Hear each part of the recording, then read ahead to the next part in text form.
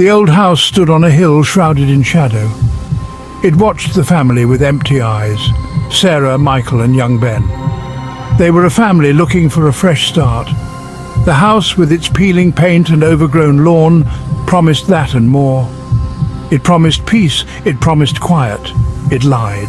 From the moment we crossed the threshold, a chill settled over us. It wasn't the chill of an old house, though the air hung heavy and still. This was different, an unnatural coldness that seeped into their bones.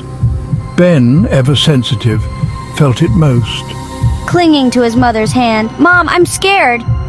The house was full of whispers.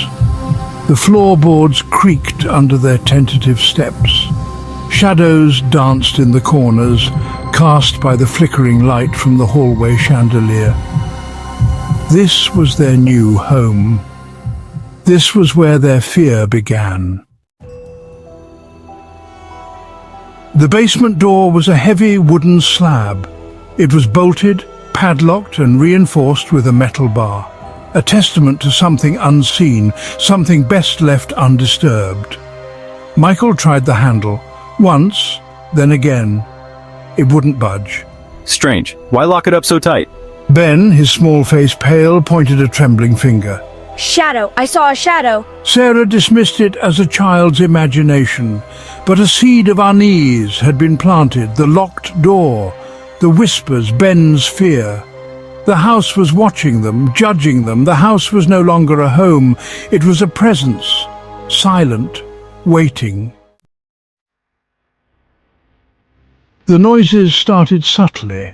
A scratching in the walls, the soft thud of something heavy being dragged in the attic. Then the whispers. They would begin at night, soft and indistinct, like the rustling of leaves just outside the window. But the wind didn't reach their room. Sleep became a distant memory. Whispering. I lie awake, listening to the house breathe. Every creak and groan sends shivers down my spine. Michael, ever the pragmatist, tried to rationalize the sounds. Old houses settle, Sarah. It's just that... But even he couldn't explain the whispers. The shadows grew longer, deeper.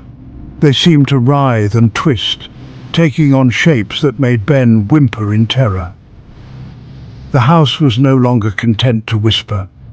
It was growing bolder, feeding on their fear. Michael, driven by a need to protect his family and quell his own growing unease, decided to investigate. Armed with a flashlight and a hammer, he went from room to room, checking closets, peering under beds. He found nothing, but the fear remained, a palpable entity in the air. In the basement, the scratching sound was louder, more insistent. Michael hesitated. He knew he should turn back, but something, perhaps a misguided sense of duty, compelled him forward. He grasped the cold metal of the padlock, feeling a tremor run up his arm. The house was watching him. He could feel its gaze on his back, cold and predatory. He took a deep breath and began to pry at the lock.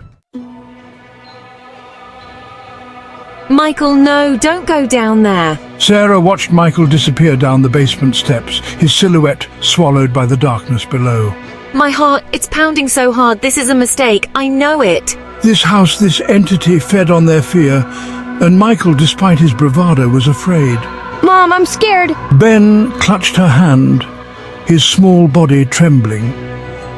He buried his face in her skirt, his silence more terrifying than any scream. I have to do something. I can't lose Michael. I can't lose Ben. This house, this thing, wouldn't take them. I will face it. I will face the fear for my family, for myself. She would descend into the heart of the darkness and confront whatever awaited them. The air in the basement was thick with the smell of damp earth and decay. A single bare bulb cast a sickly yellow light, barely penetrating the oppressive darkness. Sarah's breath caught in her throat. The shadows here were deeper, more substantial. They seemed to pulsate with a life of their own. And then she saw it. A figure, tall and gaunt, formed from the very shadows themselves. Its eyes, 2 points of malevolent light, fixed on her with an unnerving intensity. Fear, cold and paralyzing, threatened to overwhelm her, but she stood her ground. Leave them alone! She whispered, her voice trembling but resolute. The figure didn't move. It simply watched her, its silence more terrifying than any roar. The figure turned its head, and for a moment Sarah saw a flicker of something else in those glowing eyes. Recognition? Amusement? Then it was gone, replaced by the same cold, predatory gaze. It moved towards her, gliding effortlessly across the floor. The air grew colder, the shadows around them deepening and swirling. Sarah wanted to scream, to run, but her feet were rooted to the spot. The figure stopped just inches from her, its form shifting and wavering like smoke in the wind. She could feel its cold, unnatural presence pressing against her, suffocating her. And then it spoke. Fear sustains me. The voice rasped, a dry, whispery sound that seemed to come from everywhere and nowhere at once. The shadows around them writhed and pulsed, responding to the entity's words.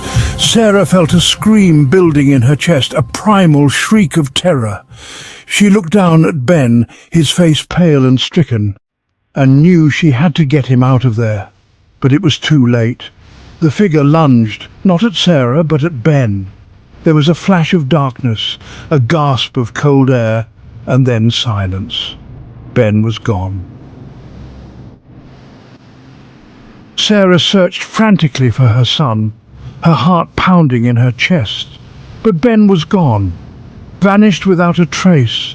The basement was empty, the shadows still, the air thick with the lingering presence of something. She stumbled out of the basement, her mind reeling. What had happened to Ben? Where had he gone? And what was that thing in the basement? One thing was clear. The house, the entity, it fed on their fear. But was it fear that created the monster, or did the monster create the fear? The question echoed in the silence of the empty house, a chilling reminder of the darkness that lay hidden beneath the surface of their reality. The house on the hill held its secrets close, and Sarah, forever haunted by the disappearance of her son, was left to face the terrifying truth. Fear, once unleashed, could never be truly contained. This was the story of Michael and his family. Thanks for joining me in uncovering the terrifying secrets. If you enjoyed this chilling tale, have a horror story you'd like me to cover? Drop your suggestions in the comments below.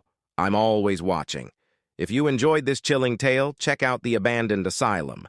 A group of urban explorers enters an old asylum and start seeing patients long dead. Click here to watch. Don't forget to hit the like button and subscribe to Beyond the Fear for more spine-tingling stories.